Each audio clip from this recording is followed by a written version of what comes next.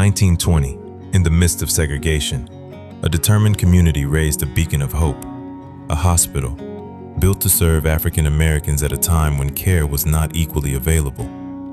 It stood for dignity when dignity was scarce. This is the story of those who fought to build it, who worked to keep it alive, who fought to save it, and who now fight to restore it. A legacy of resilience for generations to come.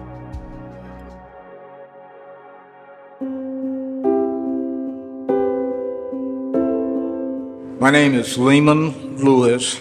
I've lived in Okmulgee most of my life. I've lived in Okmulgee probably 74, 75 years. When Roger Bellinger told me I needed to buy the hospital, I laughed at him and told him I couldn't afford it. And he told me to make him an offer because the building went up for surplus. So I don't know if I hadn't bought it, whether someone else would have purchased it or not.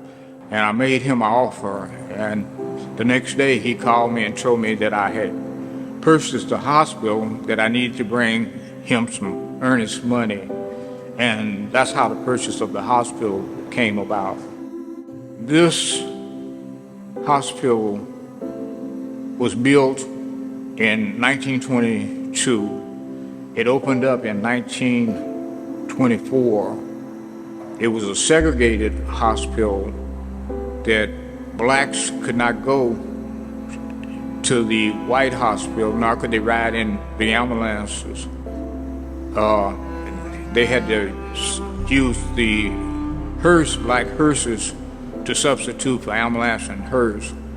I didn't really get excited about the hospital until I began to read and see the history of the hospital and the struggle that the people had in order to build this hospital and how they were denied. Then it became more interesting to me because it was a lot of history and a lot of achievements that you had never heard before coming up as a child. I remember coming to the hospital as a child. I had an uncle, as a matter of fact, he was in this room, was a patient in this ward here.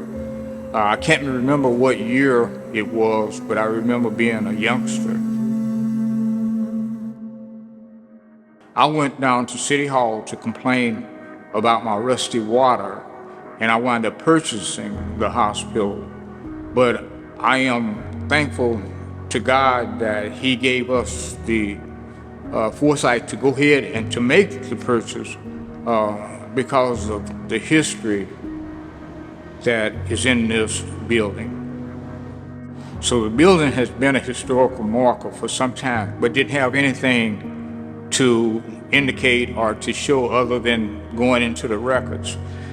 I thought that if we could put a National Historical Monument outside and showing the people that pass by that this building is not just a building sitting here, but it's a national historic marker.